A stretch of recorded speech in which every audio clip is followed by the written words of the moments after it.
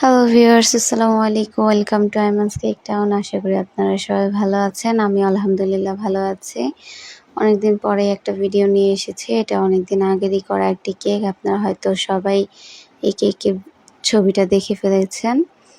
সেটারই আর কি ডেকোরেশনের ভিডিওটা অনেকদিন পরে ছাড়া হলো। সময় পাইতেছিলাম না। সামনে যেহেতু আমার এক্সাম, অনেকটা ব্যস্ততার মধ্যে এই সময়টা পার হচ্ছে। তো এখানে আমি এটা কাটিং করে উপরে আবার লেয়ারটা বসিয়ে দিয়েছি, দেখতে পাচ্ছেন।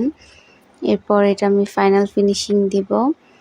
এই ফাইনাল ফিনিশিং দেওয়ার পরে এটা উপরে আবার আরেকটা কালারের ক্রিম যাবে, সেটা হচ্ছে গোলাপি কালার। সেটা আমি ক্লিপ নিতে পুরোপুরি ভুলে গেছিলাম। মাঝ পর্যায়ে যায় ওটা আর কি ক্লিপ নেওয়া হয়েছে। এইভাবে আর কি প্রসেসিং করে যদি ক্রিম দেওয়া হয়, এতে করে ক্রিমের কিন্তু টেস্টটা খুব ভালো থাকে। ক্রিমের সাথে যদি আমরা রং মিক্স করে একবারে দিয়ে দিই, এতে করে দেখা যায় যে অনেকটা চান্সেস থাকে যে ক্রিমটা তিতা ভাব হবে।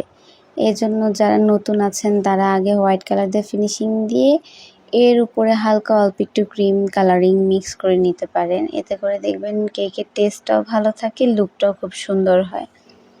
এরপর এটার ডিজাইনটা খুবই সিম্পল ছিল, একটা স্টার নজেলের মাধ্যমে, স্টার না, একটা 6B নজেলের মাধ্যমে এখানে আমি ডট ডট ডট ডট করে নিতেছিলাম।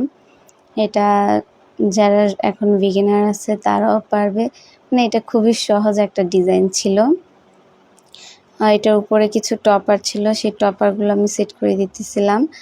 এখানে বাটারফ্লাই বসবে কিছু, পরে এখানে হচ্ছে একটু হার্ট শেপ আর একটা কুইনের মতো একটা টপার ছিল, সেটা বসিয়ে দিয়েছি। সম্পূর্ণ ভিডিওটা কেমন লেগেছে অবশ্যই কমেন্টের মাধ্যমে জানাবেন। আর কোনো ভুল ত্রুটি থাকলে অবশ্যই ক্ষমাসুলভ দৃষ্টিতে দেখবেন। তো এখানে আমি উপর দিয়ে আবার কিছু সুগার বল দিয়ে দিচ্ছিলাম। আসলে সুগার বল না দিলে কেকের মনে হয় সৌন্দর্যটাই ফুটে ওঠে না। এরপর এখানে আমি ফন্ডেন্ট দিয়ে বেবির নামটা লিখে নিয়েছিলাম, 6 মান্থ ইলা। ভিডিওটি কেমন লেগেছে অবশ্যই সবাই কমেন্টের মাধ্যমে জানাবেন। সবাইকে ধন্যবাদ। আসসালামু আলাইকুম।